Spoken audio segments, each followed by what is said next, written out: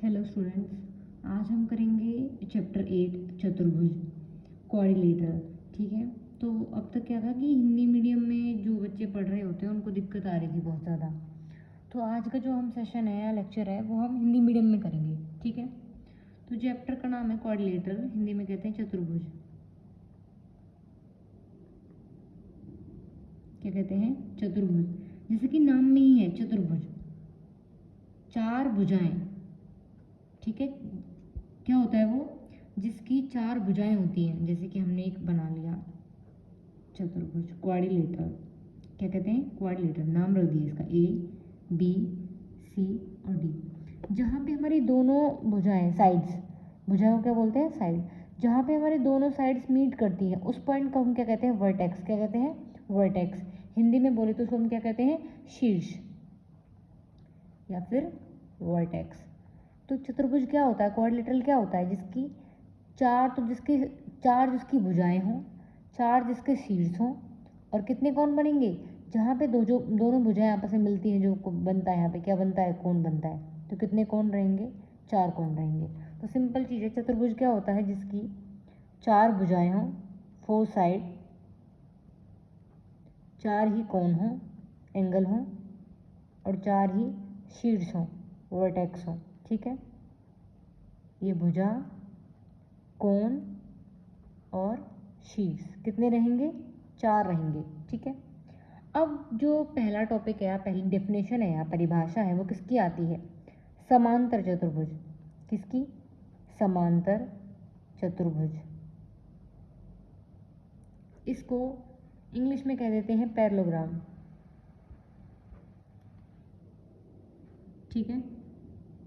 ये क्या होता है? जिसकी आमने सामने वाली भुजाएं, जिसकी आमने सामने वाली साइड्स आपस में कैसी हों? पैरेलल हों। जैसे कि ये ए बी सी डी, इसको हम पैरेललोग्राम तब बोलेंगे, समांतर चतुर्भुज तब बोलेंगे जब इसके आमने सामने वाली भुजाएं क्या हों? समांतर हों, पैरेलल हों। दैट मीन्स ये इसके पैरेलल रहेगी और ये वाली साइड हमारी किसके पैरेलल रहेगी? इसके पैरेलल रहेगी। आई बात समझ में? समांतर। ठीक है। समान अंतर हो जिसमें इस भुजा के हर पॉइंट के बीच में या इस भुजा के हर पॉइंट के बीच में ऐसे पर्टिकुलर डिस्टेंस वो कितना रहेगा? इक्वल रहेगा। ओके। मतलब ये लाइन और ये लाइन आपस में कैसी हैं? पैरेलल लाइंस, समांतर रेखाएं। वैसे ही ये दोनों आपस में कैसी होंगी? पैरेलल लाइंस होंगी। जब ये दोनों आपस में इस तरह से इंटरसेक्ट कर जाएंगी और जब ये बन के आएगा, इसको कहते हैं हम समांतर चतुर्भुज। तो हमें इतना याद रखना है कि एक समांतर चतुर्भुज वह चतुर्भुज है जिसमें सम्मुख, सम्मुख मतलब आमने सामने वाली, जिसमें सम्मुख भुजाओं के दोनों युग्म समांतर है। ठीक है। हो गई डेफिनेशन। अब हम इसमें कुछ चीज़ों के बारे में पढ़ेंगे जो समांतर चतुर्भुज के बारे में बताएंगी कि कब कौन सी कंडीशन अप्लाई होने पर समांतर चतुर्भुज बनेगा या ऐसा है तो ऐसा होगा, उनके बारे में हम पढ़ेंगे। जिन चीज़ों को हम सिद्ध करते हैं, जिन थ्योरम्स, जिन स्टेटमेंट्स के बारे में हम बताते हैं कि हाँ ये ऐसे ऐसे होगी, कुछ चीज़ों का यूज़ करके उनको हम प्रमेय बोलते हैं, थ्योरम्स बोलते हैं। ठीक है। तो हम प्रमेय 8 चैप्टर है तो 8.1 8वीं चैप्टर की पहली जो थ्योरम है, क्या कहती है? किस, अब देखो, अब ये अगर हमारे पास चतुर्भुज है, चार भुजाएं हैं, तो इनके अगर आमने सामने वाले, जैसे कि ये है, अगर इनके, इसको क्या बोलते हैं? इसको विकर्ण। क्या बोलते हैं इसको? विकर्ण। ठीक है। तो एक चतुर्भुज में कितने विकर्ण होते हैं? दो विकर्ण होते हैं। ठीक है। जिस पॉइंट पे मिल रहे हैं इस पॉइंट को हमने मान लिया O। तो क्या स्टेटमेंट कहती है, क्या है थ्योरम कहती है? किसी समांतर चतुर्भुज का एक विकर्ण उसको दो सर्वांग सम त्रिभुजों में विभाजित करता है। क्या कहती है ये थ्योरम? किसी समांतर चतुर्भुज का एक विकर्ण उसे दो सर्वांग सम त्रिभुजों में विभाजित करता है। क्या करता है, विभाजित। ठीक है, अब यहाँ पे हम ये देख लेते हैं कि समांतर चतुर्भुज होता क्या है। समांतर चतुर्भुज वह चतुर्भुज होता है जिसके सम्मुख भुजाएं आपस में क्या हों, समांतर हों, या फिर जिसमें सम्मुख भुजाओं का दोनों युग्म समांतर हो, मतलब ये इसके और ये इसके। ठीक है, का एक विकर्ण, विकर्ण कौन होता है, ये लाइन, उसे मतलब कि ये चतुर्भुज का, समांतर चतुर्भुज का ये विकर्ण ऐसे कर दिया, मतलब मिला दिया। बना लेते हैं, देखो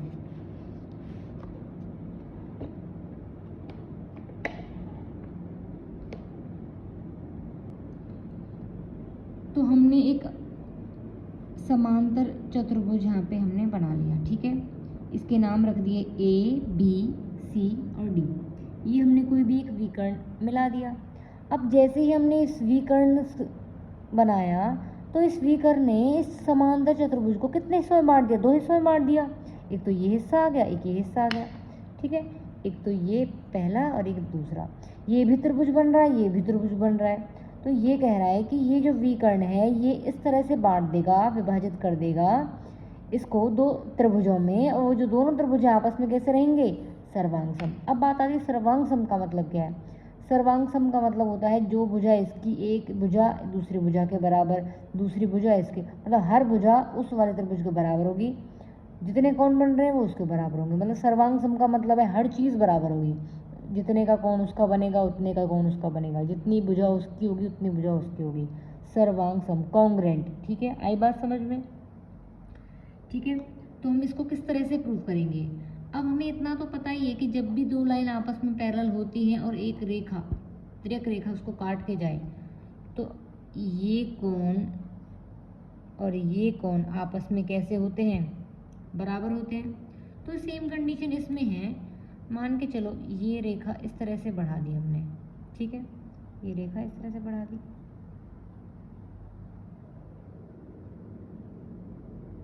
ठीक है, तो ये दोनों लाइंस हमारे पास कैसी हो गई, पैरेलल हो गई, समांतर हो गई, क्योंकि हमने क्या क्या माना है, समांतर चतुर्भुज माना है। तो हमें पता है कि जब भी 2 रेखा समांतर होती है और ये रेखा कैसी हो गई, तिर्यक रेखा हो गई, तो जो ये वाला एंगल है तो क्या वो इसके बराबर होगा या नहीं होगा, होगा। क्यों, क्योंकि एकांतर कोण बन जाएंगे। वैसे ही इस वाले एंगल को मैं इसके बराबर दिखा दूंगी। ठीक है, तो 2 एंगल बराबर हो गए, और ये भुजा इस त्रिभुज में भी है और इस त्रिभुज में भी है। तो हमारे पास एक प्रॉपर्टी होती है ना ASA की, 2 एंगल और एक भुजा अगर बराबर हो जाती हैं तो दोनों त्रिभुज आपस में कैसे हो जाएंगे, सर्वांग सम। तो चलो देख लेते हैं, प्रूफ करते हैं। कौन कौन से ट्राइंगल लेके चलेंगे हम, ABC और CDA।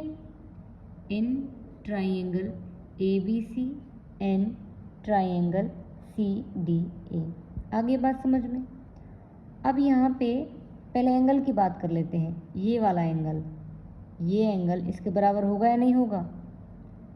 Angle DCA is equal of angle DCA, तो यहाँ पे क्या जाएगा BAC, होगा या नहीं होगा। ठीक है, DCA और BAC क्यों, क्योंकि एकांतर कोणों का युग्म, एकांतर कोण बन गए हैं। वैसे ही जो एंगल BCA है, BCA एंगल BCA किसके बराबर है, DAC के, एंगल DAC के। क्यों, वही रीज़न है, एकांतर कोणों का युग्म। अब ये भुजा हो गई AC बराबर के CA। क्यों, क्योंकि ये कैसी रेखा है, उभयनिष्ठ। ठीक है, उभयनिष्ठ हो गई। तो 2 तो हमारे पास एंगल आ गए और एक हमारे पास साइड आ गई। तो बाई ASA नियम या बाई रूल ASA। ठीक है, तो दोनों जो त्रिभुज हैं आपस में कैसे हो जाएंगे, सर्वांग सम हो जाएंगे कि नहीं होंगे, हो जाएंगे। सर्वांग सम होते ही जो AB है वो किसके बराबर हो जाएगी, CD के, और जो BC है वो किसके बराबर हो जाएगी, DA के। और ये रेखा तो थी, ये एंगल इसके इक्वल है, ये एंगल इसके इक्वल है, तो ये एंगल किसके इक्वल आ जाएगा, इसके इक्वल आ जाएगा। तो तीनों तो साइड इक्वल आ जाएंगे, और तीनों ही क्या आ जाएंगी, तीनों ही साइड और तीनों ही एंगल आपस में कैसे हो गई, इक्वल हो गए। ठीक है, तो यही तो कह रहा था वो कि उसको दो सर्वांग सम त्रिभुजों में विभाजित कर देगा, तो कर दिया भाई, दो त्रिभुज हो गए और दोनों के दोनों त्रिभुज आपस में कैसे हैं, सर्वांग सम। ठीक है, अब हमारी नेक्स्ट थ्योरम क्या कहती है, एक समांतर चतुर्भुज में सम्मुख भुजाएं बराबर होती हैं। अभी हमने पिछली ही थ्योरम में प्रूफ किया था कि अगर हमारे पास कोई भी एक समांतर चतुर्भुज है और एक विकर्ण है, ये ए बी और सी और डी, तो अभी हमने प्रूफ किया था कि ये एंगल इसके इक्वल आया था, ये एंगल इसके इक्वल आया था, ये भुजा तो कॉमन थी ही। उसके बाद हमने इसको सर्वांग सम दिखा दिया, तो ये भुजा इसके बराबर, ये इसके बराबर और ये कॉमन, और तीनों एंगल आपस में बराबर आ गए थे। तो एक तरह से यही तो कहना चाह रहा है कि ये वाली भुजा ए बी बराबर किसके आ गई थी, सी डी के आ गई थी, A B is equal of C D, और बी सी बराबर किसके आ गया था, डी ए के। ठीक है, ये तो आया था। अभी हमने प्रूफ किया था पहले ही क्वेश्चन में, ये रहा थ्योरम 8.1। हमने सर्वांग सम दिखा दिए थे, सर्वांग सम दिखाते ही जो ए बी है वो सी डी के इक्वल हो गई, जो बी सी है वो डी ए के इक्वल हो गई, और जो ए सी है वो ए सी तो कॉमन ही हो गया। तो सेम क्वेश्चन था इसमें और उसमें, सेम क्वेश्चन है, बस लिखने में फ़र्क है। लिखना भी क्या, बस लास्ट में ये कॉन्ग्रुएंट या सर्वांग सम दिखा के हमें बस ये स्टेटमेंट लिख देनी है। क्यों, by C P C T, congruent part of congruent triangle. ठीक है, आगे बात समझ में। अब जो प्रमेय नंबर 8.3 है वो क्या कहती है, प्रमेय नंबर 8.3 क्या कहती है, यदि एक चतुर्भुज की सम्मुख भुजाओं का प्रत्येक युग्म बराबर हो। पहले चतुर्भुज बनाना, उसने कहीं नहीं कहा कि समांतर है, उसने सिर्फ इतना कहा है कि कैसा है, चतुर्भुज है, कि सम्मुख भुजाओं का प्रथम युग्म बराबर है, प्रत्येक मतलब कि ये भुजा इसके बराबर है और ये भुजा इसके बराबर है। तो पूछ रहा है तो बताओ, तो अगर ऐसा होगा कि सामने वाली भुजाएं बराबर होंगी तो बताओ कि क्या वह समांतर चतुर्भुज होगा। तो देख लेते हैं। हमें इतना पता है कि समांतर चतुर्भुज में जो विकर्ण होता है वो उसको दो बराबर हिस्सों में बांट देता है। चलो देख लेते हैं विकर्ण। अब चतुर्भुज है तो एक विकर्ण तो बना ही सकते हैं हम। अब दो त्रिभुज बन गए, कौन कौन से, ए बी सी, और कौन सा बन गया है, ए बी सी और सी डी ए बन गए। अब ए बी जो भुजा है, साइड है, वो किसके बराबर है, सी डी के, और जो बी सी है वो किसके इक्वल है, डी ए के, और जो ए सी है वो तो ए सी के है ही इक्वल। तो जब तीनों ही भुजा बराबर है भाई, साइड साइड साइड ये आपस में कैसे हो गई, कॉन्ग्रुएंट हो गए। कॉन्ग्रुएंट होते ही हर चीज़ बराबर हो जाएगी कि नहीं होगी भाई, इसकी हर चीज़ बराबर होगी नहीं होगी, उसके होगी। अब जब बराबर होगी तो जो एंगल है, ये angle C A B, angle C A B किसके बराबर होगा, सी ए बी डी सी ए के होगा कि नहीं होगा, बताओ, या फिर ए सी डी के मान लो। कौन सा एंगल, मतलब ये एंगल इसके बराबर होगा, डी सी ए, और ये एंगल किसके बराबर हो जाएगा, इसके बराबर हो जाएगा, कॉन्ग्रुएंट पार्ट की वजह से। ठीक है, by C P C T. तो एंगल डी ए सी हो जाएगा इक्वल बी सी ए के। आगे बात समझ में, क्यों by C P C T. और हमें पता है कि जब भी एक तिर्यक रेखा के जब ये कोण और ये कोण आपस में बराबर हो जाए तो जो ये दोनों रेखाएं होंगी ये आपस में कैसी होती है, समांतर। सेम कंडीशन यहाँ पे, जब ये एंगल इसके इक्वल हो गया और ये एंगल इसके इक्वल हो गया तो इसका मतलब है ये एंगल इक्वल होते ही तो ये लाइन और ये लाइन आपस में पैरेलल हो गई भाई। ये एंगल इक्वल थे क्या हो गया, एम्प्लाई ए बी पैरेलल है सी डी के, और ये एंगल इक्वल होते तो इसको हम इस तरह से बना लेंगे। तो ये रेखा और ये रेखा आपस में कैसी हो जाएगी, पैरेलल हो जाएगी। तो इसने क्या एम्प्लाई कर दिया, डी ए पैरेलल है बी सी के। आगे बात समझ में। तो भुजाएं समांतर होते ही हम कह देंगे कि ये क्या है, ये एक समांतर चतुर्भुज होता है, क्योंकि समांतर चतुर्भुज की डेफिनेशन ये कहती है ना कि उसकी जो सम्मुख भुजाएं हैं वो आपस में कैसी होती है, समांतर होती हैं। आगे बात समझ में। ठीक है, तो तुम्हें पहली स्टेटमेंट जो पहली थ्योरम है वो याद रखनी है, उसकी हेल्प से सारी थ्योरम्स हो जाएंगी। अब क्या कहता, अब इसमें तो क्या था, अच्छा सेम कंडीशन है। अभी तक तो हमने भुजाओं के बारे में बताया, वही कोण की कंडीशन है। इसमें जब भुजाएं आपस में बराबर हैं तो समांतर होगा। वैसे ही एक समांतर चतुर्भुज में जो तीनों कोण बताए थे वो भी कैसे होंगे, बराबर होंगे। तो यहाँ पे हमारा जो फोर्थ थ्योरम है वो यही कहती है एक समांतर चतुर्भुज में सम्मुख कोण बराबर होते हैं।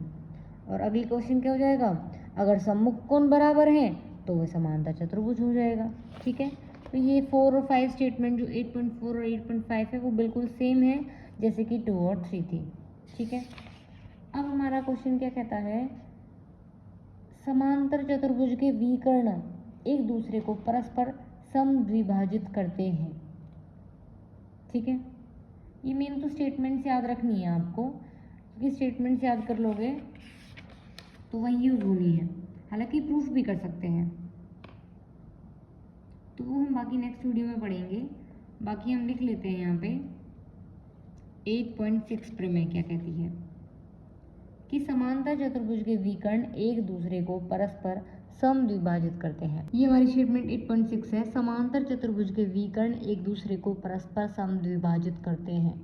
अगर वो चतुर्भुज समांतर है तो विकर्ण जो होंगे आपस में समद्विभाजित करेंगे। समद्विभाजित का मतलब ये है कि ये विकर्ण आपस में, ये पॉइंट O, ये A, B, C और D है, तो OA बराबर होगा OC के, मतलब A, B, C और D, तो OA बराबर होगा OC के और OB बराबर होगा OD के। ठीक है, ये 7 स्टेटमेंट्स हैं जो हमारी यूज़ होंगी क्वेश्चंस और एग्जांपल्स को सॉल्व करने के लिए।